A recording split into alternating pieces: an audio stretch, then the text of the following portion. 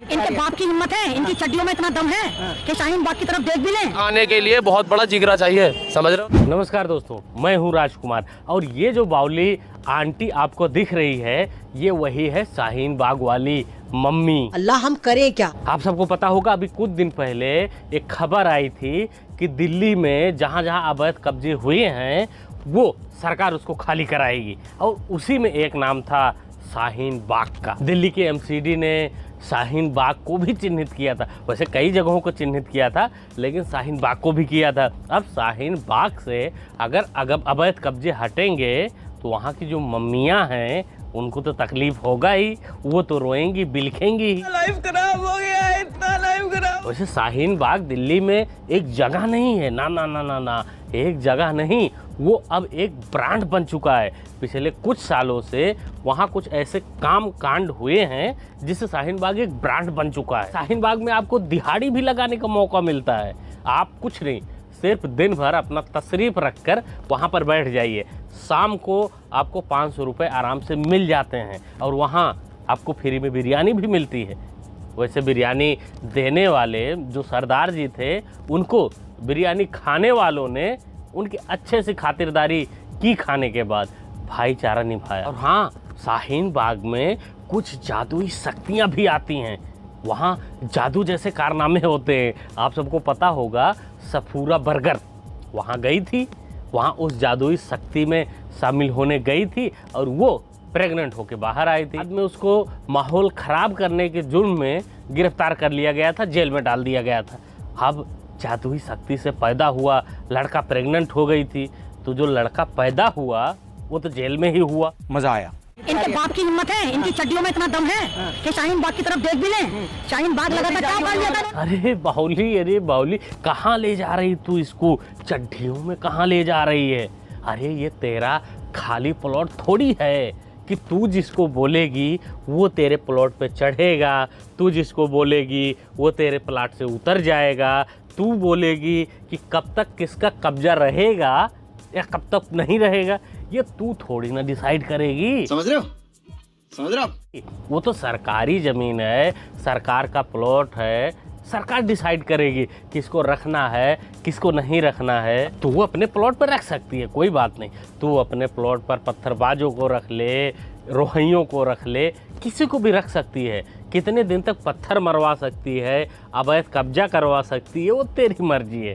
लेकिन सरकारी ज़मीन पर सरकार के हिसाब से चलेगी। एक बार बोलो अपने मुँह से शाहीन बाग और फिर फील करना कि शाहीन बाग आने के लिए बहुत बड़ा जिगरा चाहिए, समझ रहे हो। दोस्तों, इस बेचारे शांति दूत लौंडे के बातों से मैं 100% सहमत हूँ। शाहीन बाग में बुलडोजर चलाने के लिए बहुत बड़ा जिगरा चाहिए, सच बात है, ऐसे थोड़ी होता है। और ये भी सच बात है कि वो जिगरा अब सरकार के पास नहीं है, या जो बुलडोजर चलवाएगा वहाँ केंद्र सरकार की मदद से उसमें वो जिगरा अब नहीं बचा है। अगर मान लीजिए उनका जिगरा पैदा भी हो जाता है तो माइलॉर्ड आ जाते हैं, माइलॉर्ड रोक लगा देते हैं। देश संकट में है। अब माइलॉर्ड के रहते हुए शाहीन बाग में बुलडोजर चल जाए, ऐसा नहीं हो सकता ना।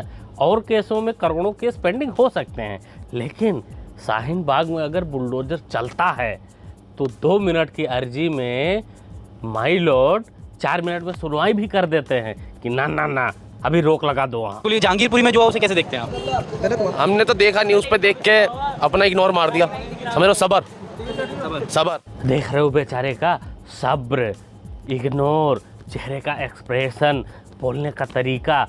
बेचारे ने पत्थर मारे, सर फोड़े, फिर भी बेचारा सब्र कर रहा है, इग्नोर कर रहा है। और तुम लोग थोड़ा सा पत्थर खाकर, मार खाकर भी अपने देश में सब्र नहीं रख सकते, इग्नोर नहीं कर सकते। वो बेचारा अभी भी इग्नोर कर रहा है मारने के बाद भी। बताओ अगर वो वहाँ होता और इसके सब्र का बाँट टूट गया होता तो जो रैलियों में शामिल थे उनका फिर क्या क्या टूटा होता। बाद में तो माय लॉर्ड है ही रोक लगाने के लिए। भौंकने वाले कुत्ते काटा नहीं करते। उन्हें जहांगीरपुर में तो कोई अल्टीमेटम नहीं दिया था, शाहीन बाग में करेंगे, ये करेंगे, वो करेंगे। इनकी तो पैंट गीली जहांगीरपुर में ही हो गई। चलो फाइनली इस बावली के बाद से फाइनली हम सहमत हुए। सच बोल रही है कि जहांगीरपुरी में तुमने क्या उखाड़ लिया, क्या कर लिया तुमने। गए थे अवैध कब्जा हटाने, 1 घंटे के अंदर माय लॉर्ड ने रोक लगा दी और अब सभी जगह के लिए, शाहीन बाग के लिए तुम अल्टीमेटम दे रहे हो।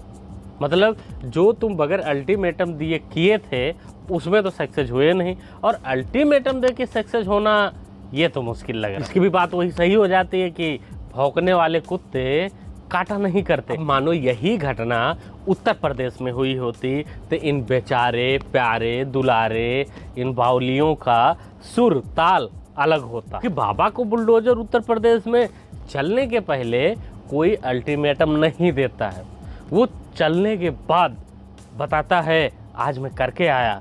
और यही कुछ हाल मामा का बुलडोजर का भी है। वो पहले से हल्ला नहीं मचाते, वो करने के बाद हार्दिक पांड्या की तरह आके बताते हैं आज मैं करके आया।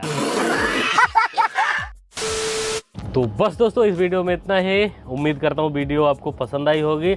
आपका क्या कहना है, आपका क्या ओपिनियन है, कमेंट करके बताइएगा। ये जो अल्टीमेटम वाला खेल है ये सक्सेस होगा, आप उस चेहरे पर बताइए। वो लौटा जिस प्रकार से एक्सप्रेशन दे रहा है, मतलब उसके अंदर क्या है, उसको किस चीज़ का विश्वास है कि हाँ सच में शाहीन बाग में बुलडोजर नहीं चल सकता। कुछ तो उसके अंदर है, कुछ तो उसके आकाओं का हाथ है, उसको पता है कि हाँ ऐसा सरकार कर ही नहीं सकती, उसमें दम ही नहीं है। मजा आया।